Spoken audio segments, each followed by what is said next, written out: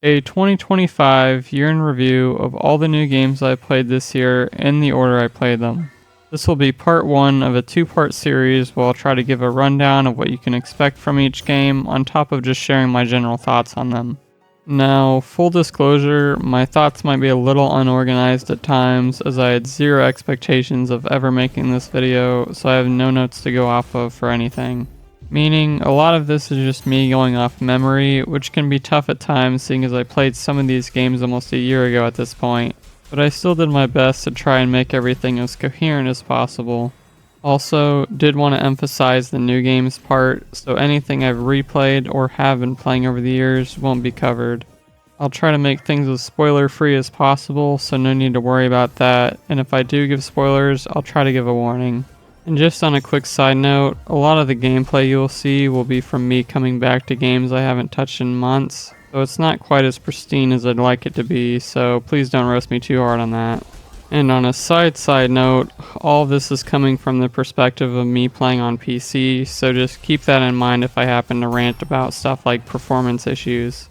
But with all that aside, I'm going to kick things off with a quicker segment of some games I played that I just couldn't get into or didn't play much for one reason or another. So first up, we have Crusader Kings III.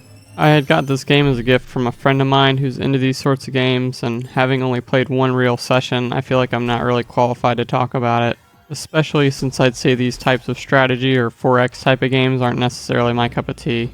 Having said that though, I do think Crusader Kings III is probably one of the cooler ones I've played, at least off my initial impressions. It doesn't seem like it requires the same level of micromanagement that you'd see in something like Europa or Hearts of Iron, which is something I can appreciate.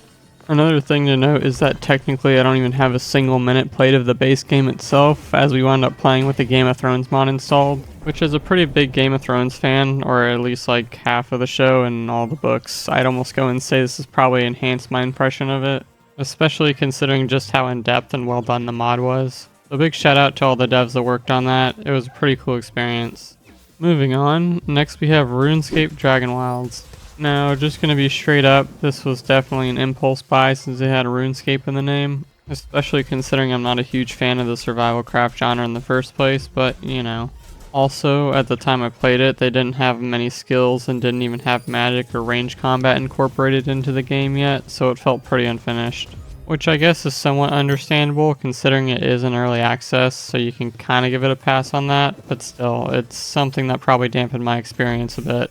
So overall, not much I have to really go off here, though I will say I think the game does have some potential from the little I did play of it, and I do think it could be a good time with friends, although you could probably make that argument for most things. Another game I played this year was Wuthering Waves, following its release on Steam. This wasn't something I would say I disliked, but for me personally, I just don't think I'm capable of getting into any games with gacha mechanics anymore, especially being a recovering Fate Go addict myself. Having said that though, I can see the vision with it, and it doesn't seem to be that bad by any means. In fact, just off of things I've heard, the story does seem to be somewhat interesting, and apparently has a more free-to-play gacha system, which is a plus if that happens to be true. At the time of recording this, it even has a 90% very positive review score on Steam, which is pretty damn good for a free-to-play game. So, while I can't really speak much on it myself, from the sounds of it, if you're into gacha games or those Hoyoverse style games, then this might be something to check out. After Wuthering Waves, I had played Stellar Blade. So this one doesn't even fit in this category as I finished the game and even 100%ed it. The reason it is here is because I've already made a whole separate video on my thoughts, so to avoid just repeating myself, I'll just go ahead and link that and you can watch it if you're interested. But if you're not, in summary, I had a good time with it. Up next, we have Fragpunk. Now, to be completely honest, I can't even really remember why I even played this. I think it was more of a spur of the moment, find a random free game to play with friends kind of deal. And given how this made it into this segment of the video, you can probably guess that I didn't play this one for long.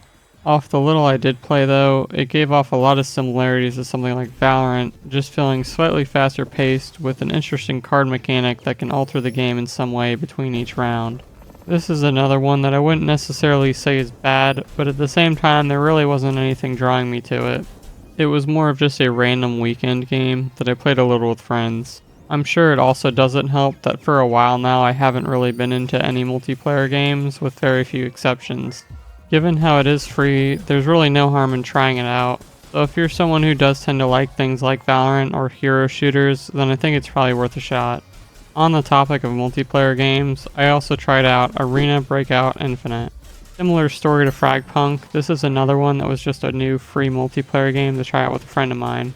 I'm not sure if this is an extraction shooter thing or simply the game itself, but it just didn't click for me. I really don't have anything else to say about it since I only played a couple missions before calling it quits.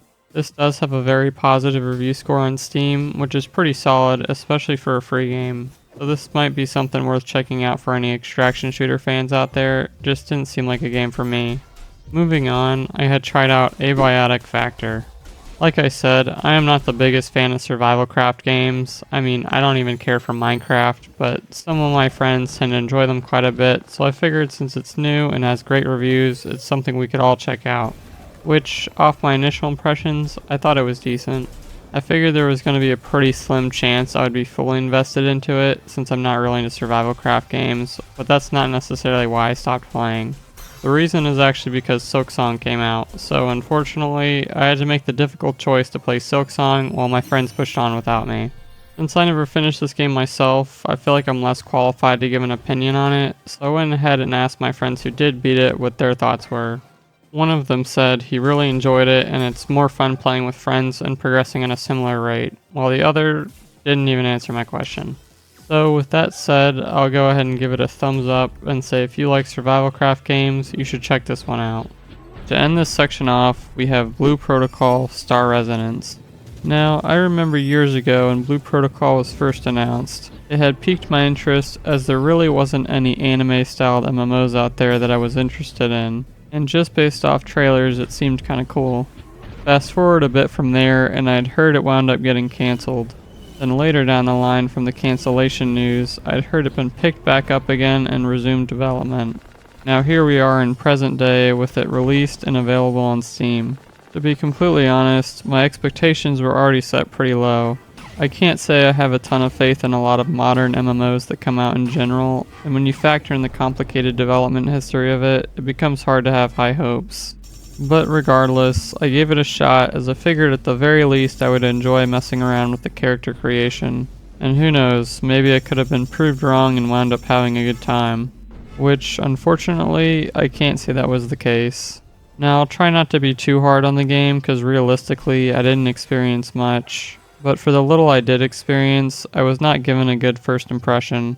The cutscenes felt super stiff and lifeless, the UI felt unintuitive, and the monetization from the little I saw did not give me a good feeling. I do want to reiterate, this is just how I felt off of very little playtime, so please take it with a grain of salt. But to be blunt, the impression I got was that this game had more focus on how it could be monetized over being a complete and good product. So yeah, that pretty much wraps up this segment. And with that out of the way, we can start getting into the things I actually finished throughout the year. So to kick things off, first we have Granblue Fantasy Relink. So I am somewhat cheating here as I started this in 2024, but most of my playtime came in 2025, so I'm going to include it anyways. Now I'm a pretty big fan of action RPGs. In fact, I'd say third-person action RPGs are probably my favorite genre of games in general, so it was probably a safe bet that I liked this game. And looking back, I'd say that I did. It leans pretty heavy into an anime aesthetic in both its presentation and story, which can be either good or bad depending on who you are. Though, as an anime fan myself, I'd say I mostly enjoyed this aspect. The game follows a mission structure where you'll have your central hub where you can take care of things like crafting weapons, customizing your party, talking to NPCs, and really just anything you'd expect a standard hub area to have. Of course, having mentioned this game is mission-based, you'll have your quest counter where you can go and accept either main or side quests to complete. With the side quests, there are plenty of different flavors, having different purposes for what you might need to grind for, or just what you feel like doing in general. As far as the main story goes, I think it's just kinda alright. Nothing to write home about for sure, but it's serviceable enough for what it needs to be. It very much is a JRPG in just the general vibe of it, along with having that standard JRPG feel with its character writing. But ultimately, it works, as I was playing this game for its story just as much as I'd play something like Monster Hunter for its story. And speaking of what I was playing the game for, I think it's probably a good time to bring up the gameplay, which in short, I thought was pretty cool and I definitely say was the highlight of the game for me. So the game starts you out by playing as the protagonist character, which while you have to at least have them in your party when doing the main story, you can play as whatever character you want, whenever you want, assuming you have them unlocked. There's roughly 20 different characters in total, making for a pretty diverse roster to choose from, so you're pretty much guaranteed to find at least a few that you'll enjoy playing as. Which for me personally, I was a Lancelot and Twain main, and also shout out to Zeta and Cagliostro for being the main party members I'd always use. Probably just butchered some of their names, so apologies on that. As far as progression goes, it mainly comes in the form of just getting new weapons, leveling up said weapons, on top of unlocking masteries. Masteries, for the most part, are just standard stat increases, like giving you more health, crit rate, damage, and all that sort of stuff. But they're also how you get new skills, which play into your character builds.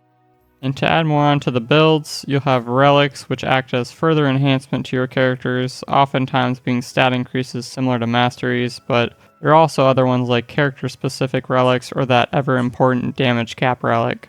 As for the combat, I don't have much else to say outside of the fact that I just find it fun. It's very fluid and responsive, and yeah, just had a great time with it. The one thing I will say is that this game can be pretty grindy and sometimes repetitive, especially when you're getting more into the endgame stuff. That wasn't really an issue for me though, because I tend to like grindy games and I enjoyed how the progression felt. Another thing to mention is that this game is co-op, so you can play with friends or randoms if you don't want to play by yourself, so just something to keep in mind. All in all, I quite enjoyed my time with it. If you're someone who enjoys action RPGs and isn't turned off by the anime aesthetic, I'd say to give it a shot. And if you're into grindy games, then I'd say it's definitely worth full price. If not, then I could still see a justification for getting it full price, as there's plenty of content to do before the end of game anyways, though I'd lean towards getting it on sale. A title I'm sure any zombie fan is familiar with, the next game I played was Dying Light.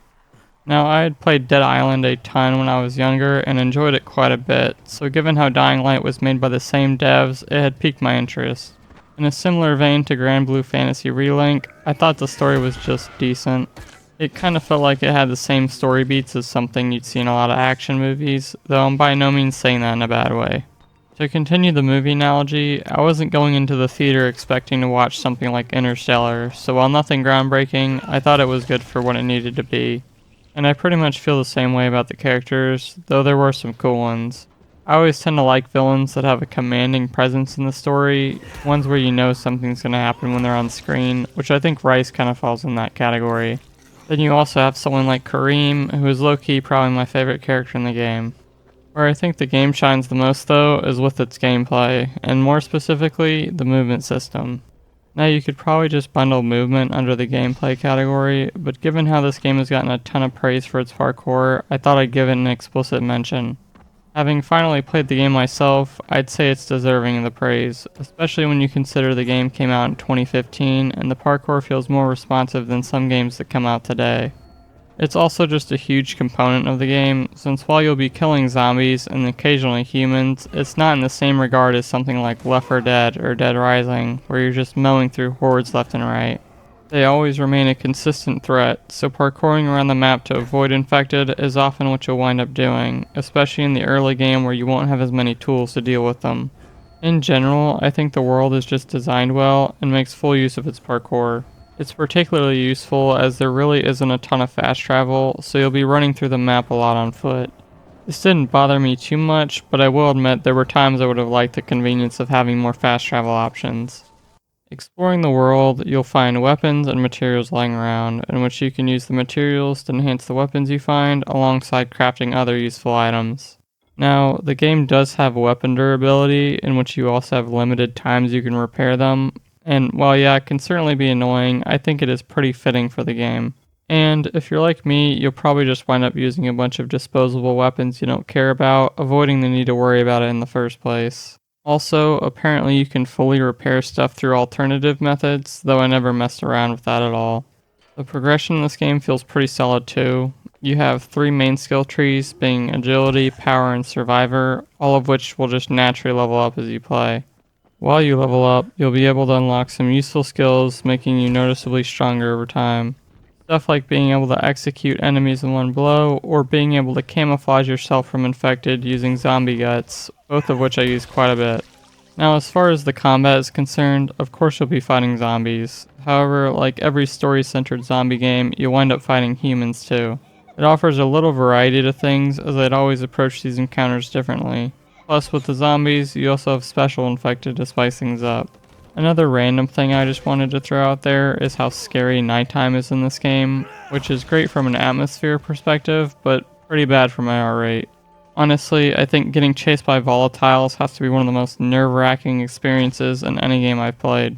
So overall, while I would have mostly good things to say about the game, I do have to throw out there that I never felt fully invested in it. I was always at the stage where I'd hop on for a little bit, but wasn't something I could play for hours on end. If you're into zombie games, then I'd say buying this full price is valid, though if you're just someone who is kind of interested, then I would wait for a sale. At least on Steam. It goes on sale somewhat frequently and for pretty cheap. I think I got mine for only like $5. The start of February came, and with it, along came a new rhythm game called Rift the Necrodancer. And if the name didn't give it away, yes, this was made by the same people that made Crypt of the Necrodancer. Now, I never really got into Crypt of the Necrodancer much, but I do really love rhythm games, so I decided to check this one out. And I just gotta say, what a mindfuck of a rhythm game. It goes out and breaks the mold of what I've come to expect over the years and makes it so the song charts aren't just notes that come in, but different enemies that move in different patterns. For instance, in a standard rhythm game, the first notes that pop up would be the first notes you hit, but not in Crypt of the Necrodancer. You have harpies that move 2 tiles at a time, zombies that move across the chart diagonally, blade masters that you need to hit based off a sound cue as they fling themselves towards the spot where you hit notes, skeletons that when you hit them, they don't just disappear, but instead, they move back up the song chart and eventually back down again, and if all this sounds confusing, that's because it is. And just to add more onto the confusion, different enemies have different variations. One harpy might move down 2 tiles on every beat, while the other moves on every other beat, and one zombie might hit the side of the chart and come back to the middle, while the other teleports to the other side. Now, I think this is kind of a double-edged sword, but I would mostly lean towards it being good, as I think it does a lot to distinguish itself from other games in the genre, so it results in a pretty unique experience. On the flip side though, I don't think this is going to be something everyone's going to like. It just makes reading songs a lot harder, especially if you're sight reading. Now, this game does have a story mode, nothing super deep, but I find it pretty charming. And it does come with some boss battles that incorporate rhythm elements in more unique ways than just having notes come down a chart, which is pretty neat. Another thing I wanted to point out that I'm a pretty big fan of is this game's remix mode, which is essentially a built-in randomizer for the charting of a song, so you can play the same song with different enemies each time, relying more on the ability to sight read opposed to just memorizing the enemy patterns. Next, given how this is a rhythm game, let's talk about what's probably the most important part of it all, being the music itself, which I think the music is pretty good. There's over 30 songs currently, and they continue to add more free ones over time. A couple of my favorites are and On,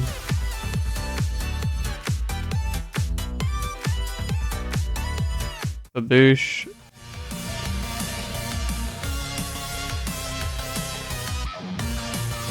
She Band,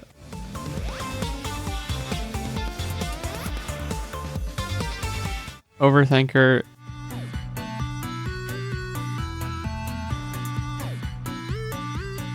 and of course my definitive favorite being Matriarch.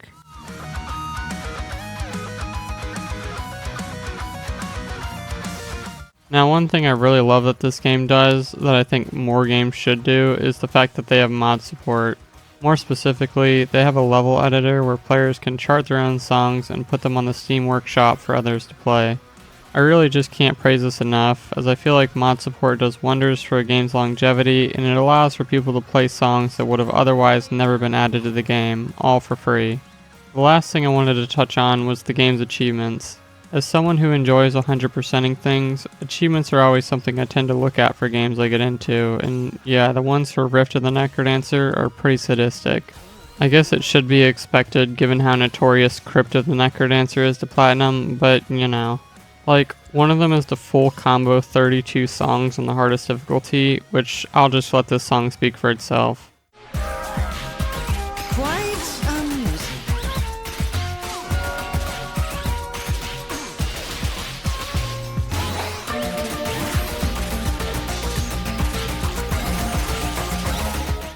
Now, as far as recommendations go, if you're not a rhythm game fan, then this game just isn't for you.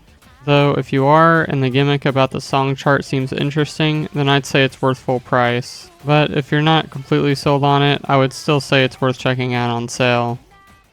Moving on, next I played Inscryption.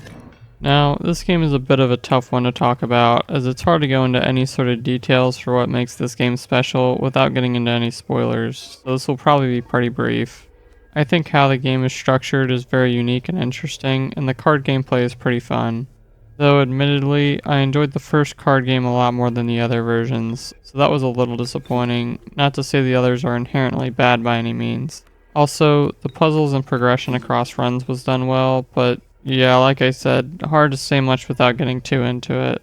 To summarize, I think it's a pretty cool and unique game where the reviews kind of speak for themselves. Having said that, I don't want to try and hype the game up to where you're expecting the best indie game you've ever played, even if Inscryption is that for some people. To me, I thought it was enjoyable and intriguing, and it's pretty easy to understand why it's as beloved as it is. But on a personal level, it didn't pull me in quite as hard as other games have, so I wouldn't want people to go in with that mindset. With all of that said, I think the only way I wouldn't recommend this game is if you're just not into card games or deck builders at all, but outside of that, I would recommend it to pretty much anyone. If you're not completely sold on it from watching trailers or other reviews, then I think picking it up on sale could be a good option. Now onto my most played and what was my most anticipated game of 2025, Monster Hunter Wilds. I do want to preface this and say that I really love Monster Hunter games in general, though I've only played World and Rise outside of Wilds, so my opinions and comparisons will only be towards those other two games. Also, before I get into anything, I feel the need to address performance on PC. I know a ton of people have had issues with it, so it's something that I feel like I need to point out, but as far as my own experience, I never had any issues myself. But with that out of the way, let me just kick things off by saying I think this game is awesome. The gameplay of Monster Hunter games have always been amazing, and I think Wilds it's the best it's ever been. And to go one step further, this game probably has my favorite gameplay of all time. They introduced some great new mechanics like offsets and clashes, which make hunts even more cinematic and movesets more fun.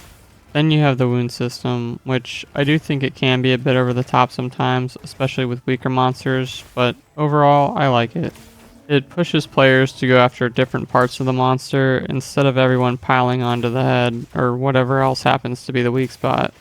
And to piggyback off the wound system, you also have focus mode, which I know some people are indifferent towards or just straight up aren't a fan of, but for me personally, I quite like it as it makes positioning and adjustments a little bit more convenient. Which, that makes for a decent segue into another talking point, being the difficulty of the game. And to be completely honest, I don't even know if this is a talking point anymore after Omega's release. But just to bring it up anyways, even before Omega, the difficulty, or I guess the lack of difficulty, wasn't something I ever had an issue with. I feel like people are comparing base Wilds to the entirety of other games, which just isn't a fair comparison considering Wilds has yet to get its Master Rank expansion. And even still, I think what we're getting in base Wilds as of late is fine on a difficulty scale, especially if you take Savage Omega into consideration. I think that fight legit took me like 4 hours to do and gave me the same sense of accomplishment I got when beating Promised Consort Radahn in Elden Ring for the first time. Which, even if you don't want to count that, since it's more of a raid boss compared to standard monsters, it feels like Capcom are responding to the difficulty complaints with the release of 9-star tempered monsters and making Arch-tempered New Udra 9 stars as well. Moving on to some things that I'd say I'm more indifferent towards, first being the more open world aspect of the game, which I think it was kind of unsuccessful in what they were trying to do. At the very least, I never interacted with it, and I play the game pretty much exactly the same way I play the other ones, with just walking up to the quest counter and accepting quests there. Then you have the 2-weapon system, which while I'd say it was pretty useless at first unless you're a Hunting Horn main, I do think Omega's release showed that there's some potential there. For those unfamiliar, Omega is weak to lightning, but in the fight there's a DPS check where it spawns an Ursula who is weak to fire. So ideally, when you're hunting Omega, you're bringing along both an electric and fire weapon, so you're prepared for both scenarios. I have also heard in interviews that this same concept will likely be applied to the Gogmazios fight here for Title Update 4, so it definitely seems like Capcom is looking to expand more on this, which is great to hear. The next thing I want to talk about is the monster roster, which I think is pretty solid for the most part. They've brought back some returning monsters that I really enjoy hunting, like Gormagala and Lagiacrus, on top of some classics like Rathalos and Rathian. As far as WoW's original monsters go, I'd say they did well in this regard too. The biggest complaint I think I'd have would be that I wish some of the apexes were just a little more enjoyable to hunt. For me personally, the only one I really like to refight a lot is Raidao, which, might I add, is an absolute peak monster design, and saying it's the best in Wilds wouldn't be a bad take. Out of all the original monsters, I think my favorites would be Arkfeld, Zoshia, and Raidao. And Omega 2 if you'd want to count that. Outside of all of that though, just want to give a quick shout out to the character creation since it's pretty amazing. And I guess lastly, the game has a story. So yeah, it's there, which has skippable cutscenes, so that's nice. But anyways, I think that mainly wraps up a lot of my thoughts on Wilds. As for would I recommend it? Yes and no. If you're on console, then yes, but if you're on PC, then it's kinda hard to recommend with so many people having performance issues. I can only go off my own experience and say that I haven't had too many issues with it. If you have a pretty beefy PC, then I'd say to go for it. If not, I would try to do some research. Or maybe just wait for later when more performance-related patches come in. Next up, we have Rise of the Ronin. Now, I've played some of Team Ninja's games before, like both of the Neos and Wo Long Fallen Dynasty, and I'd even go as far as to say that Neo 2 is one of my favorite games of all time. So I've been wanting to play this ever since its PlayStation release, but was only able to get my hands on it this year due to it coming out on Steam. Which, overall, I'd say my impressions were mostly positive. To start things off, I'll cover the story first, which I thought was good, at least for the most part. It covers a period in Japan's history referred to as Bakumatsu, which I'm not a historian, so I can't vouch for how historically accurate it is, though I'd imagine even with the fictional elements sprinkled in, it still follows major events that occurred. Now, I do think it's good, but I also think that's heavily influenced by the time period it's in and the events it's covering, as I all find it to be pretty interesting. One thing I can say I didn't like about it though was how it treated the factions. In the story there's two factions, one being pro-shogunate, the other being anti-shogunate. At first it makes sense that the player can get away with working for both sides since no one from either faction really knows that you are, but the more you get into the game it no longer becomes a secret. Which, I get that as a Ronin you technically aren't tied to a master, but it gets to a point where I need to suspend too much disbelief in how I could murder another faction's comrades and completely screw them over just for them to welcome me back like it's water under the bridge.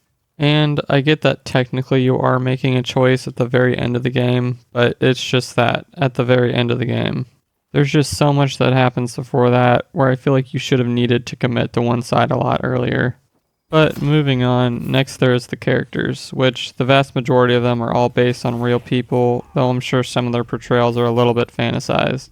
Overall, I enjoyed the characters, though that might have been a given considering my interest with the time period.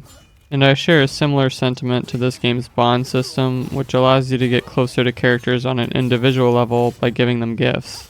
Just a good mechanic that lets you get to know characters better so you get more attached to them, and this also led to some cool missions as well. The game is open world, which I found fun to explore, even though admittedly it can feel like a checklist game with the random collectibles and repetitive missions scattered across it. Though that wasn't something that really bothered me, especially some of the more repetitive missions like clearing out camps, since Team Ninja does not miss when it comes to gameplay. Which that makes for a perfect segue to talk about that. So in the game you'll have 9 different weapons to choose from, and 10 if you include the fists, which each have plenty of different combat styles. These styles act as different movesets for your weapon that also come with their own set of skills. And on top of that, they also have a style type that works as a sort of rock, paper, scissors system, where certain types are effective or weaker against others. I really enjoyed this aspect, as it incentivizes learning different types and needing to swap to them depending on who you're fighting. You also have the option for stealth to assassinate enemies, which is pretty helpful when clearing out bigger camps. This is a pretty big bonus to me as I love using stealth in games. The combat itself is really fluid and I love the rhythmic feel to it, with balancing deflections while also attacking using various skills to try and break an enemy's posture for the finisher. There's also a feeling of mastery to it when you get to learning different combat styles and start memorizing deflection timings and openings. Now onto a couple rapid fire thoughts to try and keep from rambling on too long. So first, progression and how it feels. Unfortunately, this is one of the times where playing this a while ago on top of not having any notes sucks, as I can't really remember how it felt, but given the lack of impression it left on me, I would say that it was fine. Probably. The equipment and gear system was decent, though I felt like in this game, the set bonus was all that really mattered for them. And the effects were a complete afterthought and weren't as big of a deal compared to something like Nioh 2. On the topic of gear, it has gear transmog like their other games, which is always a big bonus. Because fashion is important, and all other games that have similar equipment systems should have this feature as well. And the last thing I wanted to touch on was just the fact that character creation was awesome. Now as for the recommendation, if you're on PlayStation, then yes, so long as you enjoy action games. If you're on PC, then this is another really tough one, as according to reviews, a lot of people are having performance issues. I haven't run into many issues personally, at least none that haven't been resolved since release, but I don't think I can fully recommend this game in good faith due to all the issues people are having, so this one is entirely up to you. In case you weren't paying attention, I really like action RPGs, so here we are playing the third one in a row with the first Berserker, Khazan. Jumping right into it, let's talk about the story. Without going into any spoilers, Khazan is for the most part a revenge story that involves him teaming up with what's essentially a demon to get his revenge on the people who wrongfully accused him of treason. Which, I think it's decent, and it works, especially when you're playing as a badass character like Khazan. Though, I guess one thing I will point out is that I think some story beats don't work out all that well. Specifically ones that I'm guessing are supposed to be more emotional, but don't provide much or any setup for there to be any payoff. But outside of that, the story was cool. As with most games, my feelings for the characters fall in a similar vein as the story. Khazan is pretty cool, especially since he's voiced by Ben Starr, and I do enjoy his dynamic with the Blade Phantom and Ozma, which I know this is a weird ass comparison that might not even make sense, but Khazan and Ozma's dynamic almost reminds me of Gojo and Geto from Jujutsu Kaisen in a way. And hopefully by making that comparison that doesn't make people just die on the inside and click off the video, but anywho, moving on. I do want to address something before I get into talking more about the gameplay and other things, as I think it's important to note I really don't consider this game to be a Souls-like, which I know might sound kind of crazy to some people. If anything, this game would probably be a Nioh-like if we're wanting to associate a like with it, which I also wouldn't consider Nioh to be a Souls-like. Without getting too much into it, since it's a whole other conversation, I really just don't think this game shares enough similarities with Souls games to warrant the Souls-like comparison.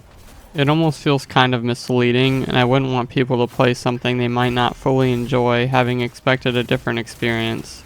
But with that said, let's talk about the gameplay now, which, in typical action RPG fashion, is pretty awesome. You'll have 3 weapon types to choose from, being a greatsword, spear, and a dual wield setup, each having their own skill trees. I think the minimal types work out pretty well, as it allows each one to have more depth to them, and I think the weapons you get to choose from are pretty balanced in terms of suiting different playstyles. In my case, I went with the dual blades the whole time, as I found them to be the most fun. What I think Khazan excels in, and is a huge part of what makes the combat so great, is that it has a good amount of combat mechanics without feeling overwhelming. For instance, you have stuff like weapon combos, weapon skills, spirit gauge, perfect guards and dodges, on top of burst attacks, in which just listing them out might feel like a lot. In practice, it feels intuitive and smooth. In short, gameplay awesome. Up next, I'll try to cover the progression and gear. Progression comes in 2 main forms. One being your character level, which represents your standard RPG stat increases, alongside your mastery level, which makes up your skill points. There are other forms too, but to avoid just listing everything, I think I'll just summarize with the fact that I think progression felt good in this game.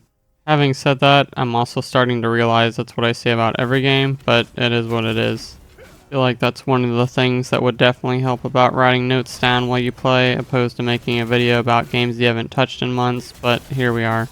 Rambling aside, like I said before, if anything this game is a Nioh-like, and that's very present in its gear system. Everything from your weapons, armor, and accessories all have rarities, RNG attributes, and potentially set bonuses tied to them. I'm a fan of systems like these, as they can lead to some cool build variety, and you can get pretty min-maxy if you want to. Which, to add to the build variety point, this game has a ton of sets and weapons, and while I didn't experiment a crazy amount with different builds, I'd imagine you can get into making some pretty neat ones. And on a somewhat related note, this game has transmog, which is always a plus. A couple more side points before I wrap things up. The bosses were pretty great. I liked a good amount of them, with my favorites being spoilers, so I won't talk about them. And I also enjoyed the level design. Nothing felt annoying to get through and was good from what I remember. Now, would I recommend this game? So long as you enjoy action games, then absolutely. I think it's worth full price in that case. But, per usual, if you're on the fence about it, then waiting for a sale is valid. Yep, you guessed it, another action RPG. This time we have AI limit. Now, we're gonna be completely honest here, while I do remember enjoying the game, unfortunately there is quite a bit I don't remember about it, so apologies in advance. But, per usual, let's kick things off by going over the story. So, while I don't consider Khazan to be a Souls-like, I think AI Limit can very much be described as one. And that's especially seen in how it presents its story, being mainly told through NPC dialogue and environmental details. And there's also item descriptions to read if you're into that sort of thing. I really enjoy this form of storytelling as it's very player dependent, meaning as a player you can get as much or as little out of it as you want. This is especially good for someone like me who enjoys replaying games a lot. So in repeat playthroughs, I can just focus on getting through the game again or any other miscellaneous things without having the story shoved in my face. Although, if I find the premise interesting enough, I'll probably still pay attention the second time around to try and catch things I might have missed the first. So, all of that to say, I don't really remember anything that happened in the story, and I don't remember much about the characters either. Yeah, sorry. The one thing I will say is that I don't think I really cared too much about it, which might be evident by me not remembering what happened in it, but I digress. So I wouldn't say that's entirely a good thing, although, like I said, you can care as much or as little about it as possible. So who knows, some people might enjoy it. Also, I don't want to rag on it too hard, as I might have had more to say about it if I was taking notes at the time, it just didn't wind up leaving a lasting impression on me. Next up, I wanted to talk about the level design and general exploration, as I remember this being the highlight of the game for me.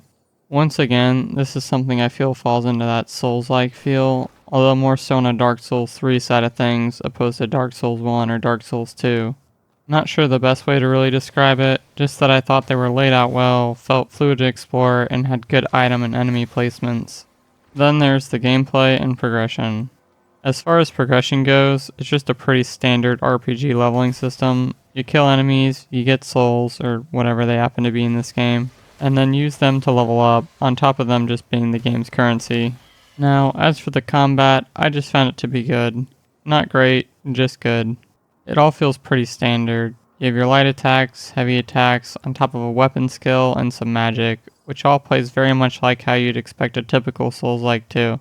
It all feels pretty standard. You have your light attacks, heavy attacks, on top of your weapon skill, and some magic, which all plays very much like how you'd expect a typical Souls-like too.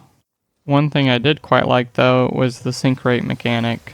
Basically, your sync rate is almost like an energy and posture bar built into one. During combat, continuing to attack enemies will raise this bar to a maximum of 100%. You can either maintain this to get a static attack buff based on what level you're at on the meter, or you can spend some energy to get some bigger damage chunks from a spell or weapon skill. However, you do want to ensure you're managing it properly, as getting hit will lower this bar, and if it's low enough, you become weaker, on top of getting potentially staggered. This incentivizes being aggressive, as it's much more DPS, and in a way, it's also your defense. Now, given how much I've thrown the term Souls-like around, I feel obligated to at least mention the boss quality, which, unfortunately, I think is pretty meh. I don't remember a lot of the bosses having much depth to them, and they didn't really feel all too special to me. While there are still a couple standouts, as a whole, I think I would almost lean towards them being below average. With all of that out of the way, would I recommend this game? I think if you're like me and you're pretty into Souls-likes, then yeah, I would. Even despite probably not sounding like the most glowing review ever, I did still enjoy my time with it. It's a good game to me, just not a very special one. Also, I do think the game is somewhat reasonably priced at $35, which you can get for $25-ish on sale, at least on Steam. On the flip side, I don't think this is something I would really recommend to someone who isn't a fan of Souls-like games. The only exception I think I could make would be if you were just super into games with anime aesthetics, but outside of that, then it's a no from me. And the first game to break the action RPG streak is Alien Isolation. So, full transparency, this game isn't really up my alley much, which I wouldn't say many survival horrors are. I mean, to be blunt, I'm kind of a little bitch when it comes to horror, so yeah. I started off playing this game by myself, but almost quit even before seeing the alien for the first time. Mainly because this game kept forcing me to go into these dark ass vents, which I was not a fan of. Though, to continue the game, I wound up streaming my playthrough to my friend who recommended this to me in the first place. As for one, it helped me be slightly less immersed, which in turn made it a little less scary, on top of the fact that I think he found some enjoyment in it. Moving on though, let's talk about the story. So, the story is pretty simple, at least in terms of the setup. You play as a woman who goes to investigate a space station in order to find out what happened to her mom who had disappeared 15 years ago. Of course, given that this game is called Alien Isolation, I'm sure you can guess that the alien shows up, which shifts the focus to both finding out what happens to her mom, along with trying to kill the xenomorph. Despite it being a simpler story, I think it's told very effectively. Like I said previously, I really enjoy environmental storytelling, which is great in this case as it's a huge component of how this game's story is told, as a lot of mysteries wind up being uncovered through reading terminal logs and emails. Now, admittedly, I know I might get crucified for this, but I have not seen any of the Alien movies before. So a lot of references to events that happened from the movie, or potentially movies, were entirely lost on me.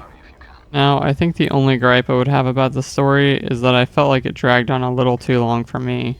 I was pretty much ready to be done with the game a couple chapters before the ending.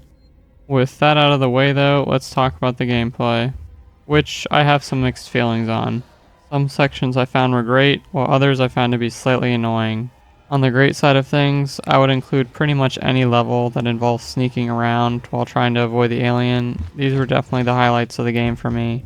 They were always the most tense, as you could constantly hear the alien climbing around vents and stomping around corners, and trying to get past the alien AI was a good challenge. Also, just gotta say that the AI for the alien is very impressive. I won't go into detail about it here, but the channel AI in Games has a great video going over it that I would recommend watching if you're interested. I'll link it down below in the description. As for the annoying side of things, I find a lot of the levels revolving around the synths unfun to get through. They played a little too different for my liking in comparison to how good the alien ones were. On top of that, there were some of the ending levels. While I understand their purpose from a plot progression standpoint, they just lose a lot of the enjoyment and suspense that came with earlier segments. Lastly, there are two final points I want to cover. The first being the horror aspect. Like I said at the start of this, I'm kind of a puss when it comes to horror games, but I can very much appreciate when the horror isn't relying on jump scares to be scary. While this game does have some, they are used sparingly and aren't relied upon in order to frighten the player. The second one being the sound design, which is incredible. Having good sound design is essential for any horror experience, and Alien Isolation delivered. Shout out to the creaking of the ship specifically, as it did wonders to add to the suspense and atmosphere. Now, as far as recommending it goes, I would say if you're a fan of the survival horror genre, it's almost a must play. Same goes if you're a fan of the Alien franchise in general. If you don't fall into either of those categories, I would almost lean towards no, but this one's kind of a toss-up. I feel like it's something people would probably have a good idea if they would like upfront without needing to really play it. One thing I will say is that currently it's sitting at a $40 price tag on Steam, which just isn't something I'd be willing to pay for this game. You can typically get it for $10 or less when it goes on sale. Next up, we have a game I'm sure most people haven't heard of before, being System Purge. This game is a 2D indie platformer, and to be honest, I can't remember exactly what prompted me to play this, but I thought it was decent for what it was. I will say this game is extremely short, as in you can beat the entire game in under 2 hours, though of course you can always replay or experiment with speedrunning if that's your cup of tea. Given the length, I don't have a ton to really go off of, so I think I'll just leave it at it being a short but fine experience. I'd probably recommend it to any fan of platformers if you're just looking for something new to try. It's only $5 and it even goes on sale for $1 sometimes, so you really can't go wrong with that. Plus, this game was made by a very small team, and I think it's always good to support indie devs. Moving on to a game I'm sure everyone is familiar with, we have Clair Obscur Expedition 33. Now, I'm not sure if there's anything I could possibly say about this game that hasn't already been said before, but regardless, let's talk about it anyways. To start things off, how's the story? Is it really as good as everyone says it is? Now, I thought the story was just kind of alright. Like, it was good for what it needed to be, but nothing crazy. Just kidding, this shit was amazing. I loved the premise, the world, the twists, the characters, and everything from start to finish was a pleasure to experience. Things start off a little slow as the prologue takes its time to build up the world and set up the story. I mean, just look at this scene. And minor spoiler warning for a scene from the first 30 minutes of the game or so feel free to skip to the timestamp if you'd like.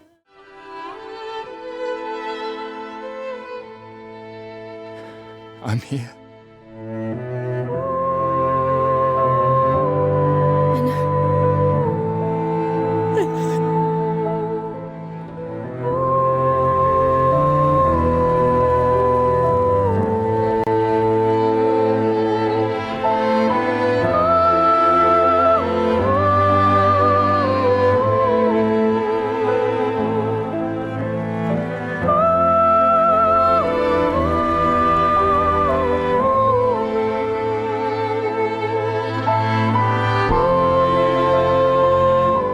To be completely honest, I'm not super emotional, so this didn't have much of an impact on me in that regard, but I still absolutely love this scene. The voice acting mixed with the soundtrack in the background is just amazing. Now I do want to give my thoughts on each act of the game, but I'll make sure to keep my thoughts pretty generic and won't go into any sort of specific details to avoid spoilers. Act 1 was very strong and did a great job at introducing different aspects of the world, setting up mysteries, alongside building up the characters and their relationships with one another. The prologue was great, but this was the real start to the story, and it did not disappoint. The moment I walked out into the spring meadows to be greeted with breathtaking visuals and an amazing soundtrack, I had a strong feeling I was really going to enjoy this game, and it's safe to say I very much did. And this is going to be a very common theme across all the acts, but they nailed the ending to Act 1. It was something myself, and I'm guessing plenty of others, didn't see coming, and set up the story for an even better Act 2. While all the acts in this game are amazing, I think Act 2 is the best of them. Admittedly, it is pretty damn hard to talk about anything story related in this game without bringing up spoilers, so I'll just keep it brief. It introduces some new characters, one being one of my favorite gaming characters of all time. Character relationships continue to develop, fantastic bosses and atmosphere, and of course, has a phenomenal conclusion. Lastly, we have Act 3, which if we're talking exclusively main story content, is by far the shortest. With that said though, everything continues to be amazing here, and it manages to have one of the harder decisions I've had to make in a game. Life keeps forcing cruel choices, was exactly my thoughts as I wound up staring at my screen for minutes before I wound up making a decision that I still wasn't 100% sure on. Then you have the game's ending, or endings, which both of them are very good. I liked how there's no definitive good or bad ending, it's entirely up to the player's perspective on what they think is best. The only gripe I could think to have with the story, which isn't necessarily a personal one, is the fact that this game is very heavy on cutscenes, with having roughly 4.5 hours worth. Like I said, not an issue for me as I was too interested in the story to care, but I know some people aren't huge fans of cutscene heavy games. As far as the side content goes, I think they did a great job here as well. There was plenty of stuff to do, and it never felt boring to me. You can tell it wasn't just an afterthought compared to the main story, as there's some pretty high quality and arguably important side content littered around the world. Plus, one of the best bosses in the game is optional, so there's that too. Now that I've rambled on far too long, let's get to the characters, which, if it wasn't obvious, I am a fan. Verso is one of my favorite gaming characters ever, and Mael would be pretty high up there too. The cast in general is just really good all around. They did a great job at making them feel grounded and realistic, which I know isn't necessarily a pro on its own, but I think it works really well for the story they're trying to tell. Also, the voice acting in this game is phenomenal, and a huge reason these characters feel so real. And in that same vein, I do want to also give kudos to the dialogue, as while being great in itself, I also appreciate how it's written, and how they understand conversations and arguments aren't just a game of catch. A shining example being in Act 1, involving an argument between Lune and Gustav, which I'm sure anyone who's played the game knows what I'm referring to. Last point on this is just going to be me mentioning that Verso is voiced by Ben Starr and Mael is voiced by Jennifer English, who are two of my favorite voice actors right now, so that was a plus. Also, just wanted to give a quick shout out to Charlie Cox as Gustav, who just completely crushed it without having ever really done voice acting work like it before, so that's pretty awesome. Next, I want to cover a couple different things as they're all somewhat linked, and that's the art direction and atmosphere on top of the soundtrack. Now, I'm not sure if this is really a hot take or not, but for me, Expedition 33 is hands down the most beautiful game I have ever played.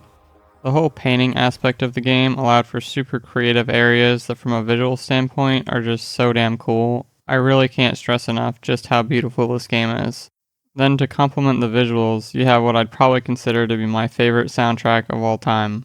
There's a lot of variety between tracks, while still feeling like the game has a signature sound. Now, I have no music knowledge whatsoever, so I don't really know how to describe it, so hopefully that made some sort of sense. On top of being amazing tracks themselves, they just complement the visuals extremely well and are used effectively in cutscenes to make things more emotional, or whatever feeling they might be trying to evoke at the time. For instance, just look at how angelic this shit is, and minor spoiler warning if you don't want to see what a mid-game boss area and mid-game boss looks like. So feel free to skip to the timestamp on the screen if you want to avoid that. Douceur de l'âme, elle chante, souffle calme.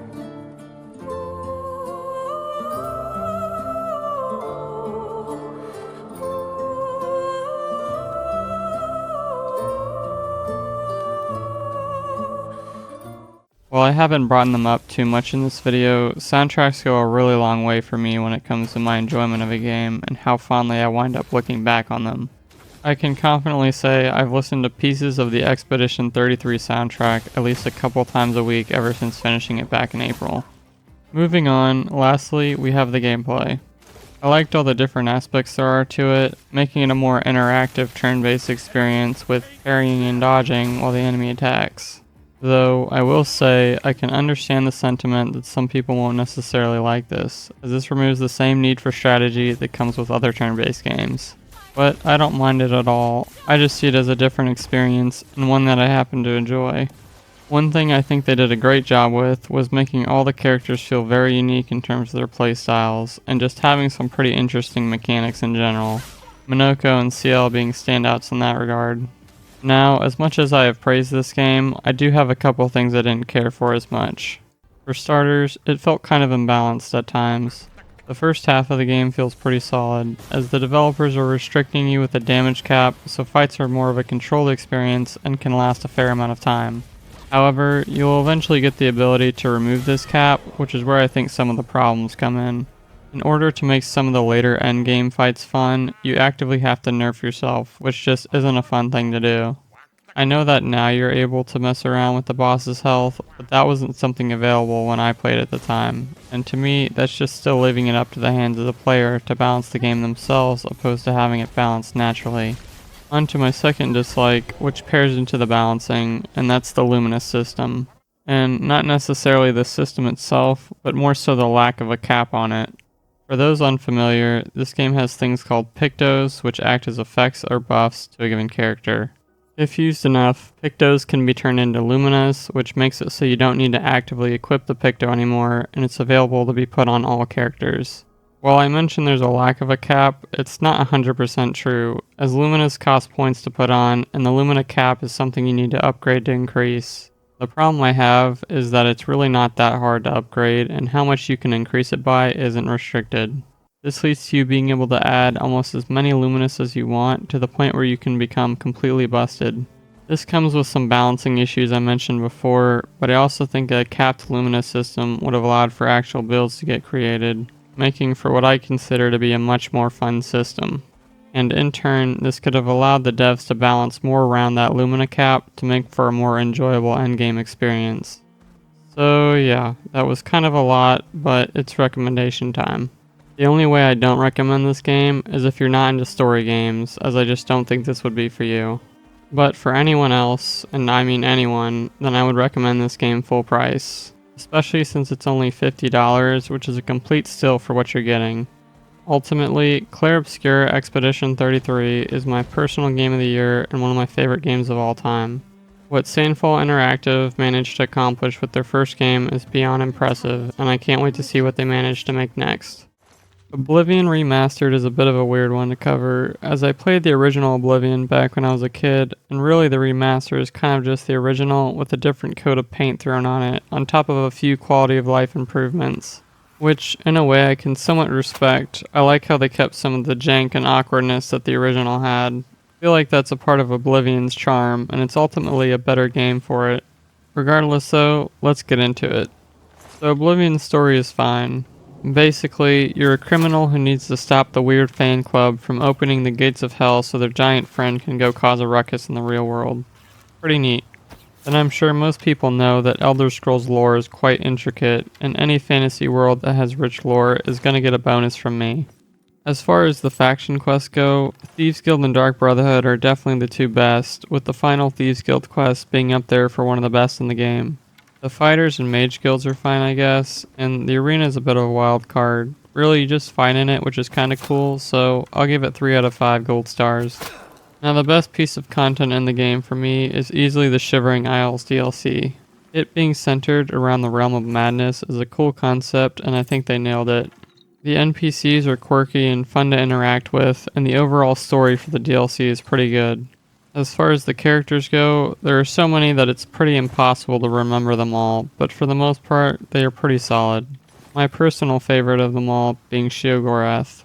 Now let's move on and talk about the gameplay, and I'm sure everyone already knows it's extremely peak. The combat is thrilling, and it's such an in-depth system that so many games have tried to replicate, but all have failed in doing so.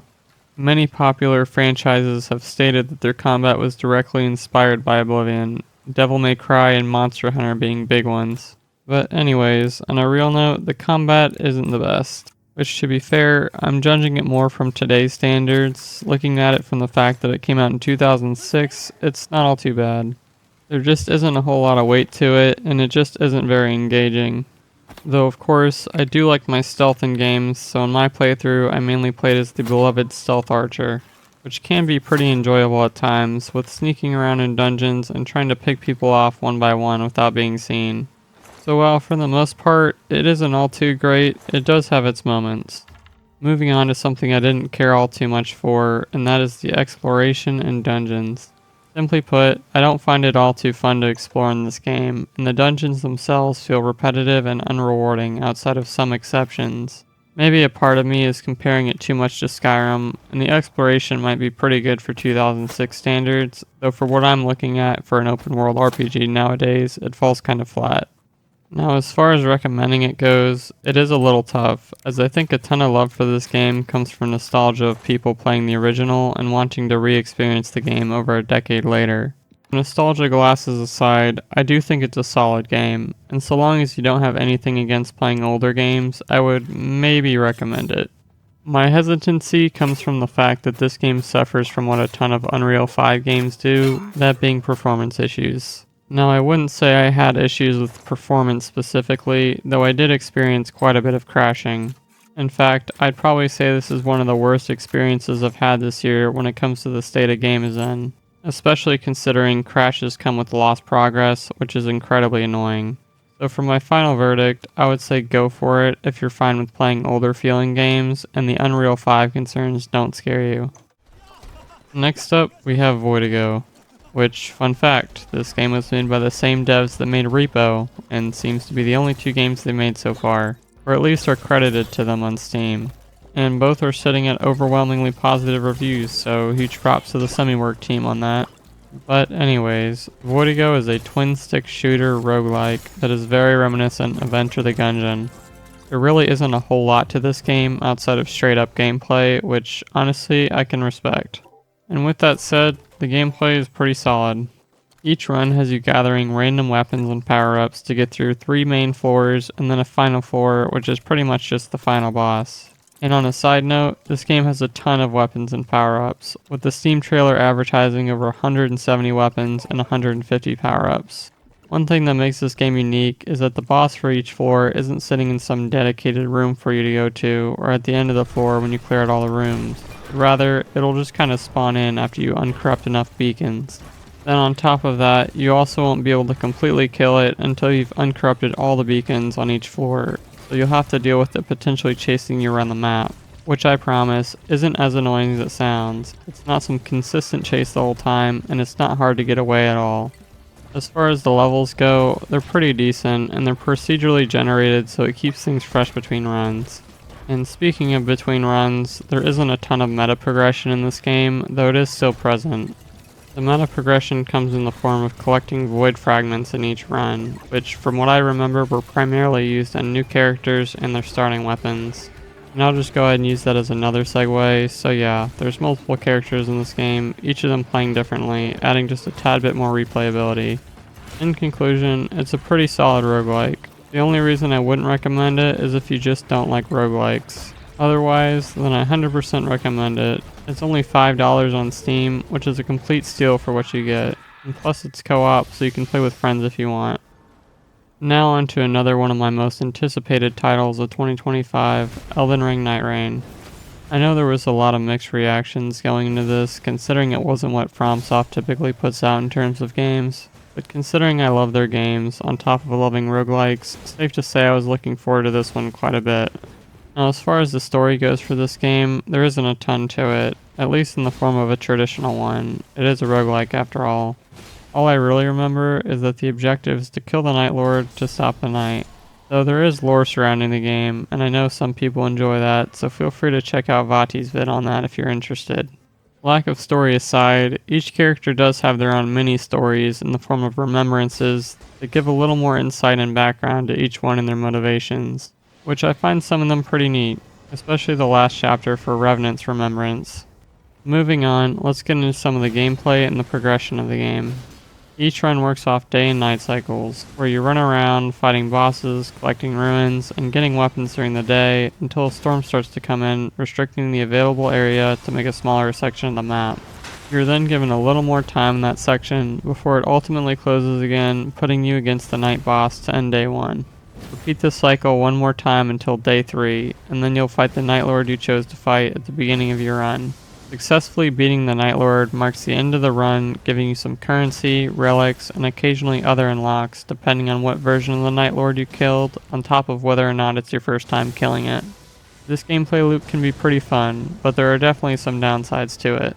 For starters, the map is kind of the same each time, so the places of interest will switch up on each run, making your route at least a little different each time. There's also the shifting earths, which, as the name implies, shifts up the map even more, and each one gives a reward for completing it, so to speak. These are mostly random, outside of some guaranteed ones from initial story progression, which can be a little annoying as I think some are clearly better than others, particularly the Rotted Forest and Shrouded City easily being better than the other two. You do have the option to skip these if you want, so at the end of the day, these aren't too bad. Then there's the topic of meta progression, which I think Nightreign falls pretty short on as well. You can get some new relics each run in the hopes they're better than the last, on top of buying new skins and gestures, but really that's all there is to it. I think these two factors really hurt the game's replayability, and I can't see the average person sticking around for as long as they might for other roguelikes out there. At the very least, they've came out with a few free updates, introducing enhanced bosses on top of the Deep of the Night mode, which is essentially a ranked mode. For me, fighting the enhanced bosses are mostly just a one and done before I'd hop off until the next release, excluding Enhanced Libra, but he's a whole other conversation. Deep of the Night mode, on the other hand, did keep me entertained for a little bit, as I felt regular runs were getting too easy and I was looking forward to the challenge. And speaking of challenge, let's talk about the bosses, both regular and their enhanced versions. As an overall boss roster, I would say it's pretty solid, but it's not without some shit ones. Particularly, I don't like Sentient Pest or Augur, both their enhanced and normal versions. Their fights just aren't all that fun to me, especially normal Augur as a melee character. Then there's the divisive enhanced Augur, which I also don't think is good. Sure, it's a cool spectacle the first time and an interesting concept, except I think it's awful in execution, at least in the case of it being a roguelike game. I don't like the idea of having your build be completely invalidated by the end of the run, or having to build for the end of the run and making your life slightly harder during the first 2 nights. Shitty fights aside, I do like a lot of them, with some of my favorites being Heelster, Darkdrift Knight, both the enhanced and normal, Enhanced Gladius, Adele, both of his versions, Caligo specifically for the soundtrack and spectacle, and finally Libra. Mainly just normal Libra though, as I do really love the enhanced version, I just can't stand the constant summoning. It just gets pretty ridiculous at times. Lastly, I want to briefly cover the characters in this game. They each have their own specializations when it comes to weapons and builds, so most of them tend to play pretty differently, and they're all viable in their own right. Personally, I'm a proud Wilder main myself. He is definitely my favorite, but I like pretty much all of the characters outside of Revenant and Guardian. Overall, I quite enjoy Nightreign. In fact, it's one of my most played games this year, sitting at 138 hours at the time of recording. Though I do think this is a bit of a trickier one to recommend. If you're somewhat interested, I would just make sure you know what you're getting into beforehand. Ultimately, I do think this game is worth the $40 price tag, but no harm in waiting for a sale. And having said all of that, per usual, I wouldn't recommend this game if you just don't like roguelikes, as it is in fact a roguelike. So yeah, that pretty much wraps up part 1 of the games I've played in 2025. If you've made it this far, first off, how? But more importantly, thank you for watching, and feel free to leave a comment on what some of your favorite games were from this year. And because this is only part 1, I'll try to keep things pretty brief. So thanks again for watching, and yeah, until part 2.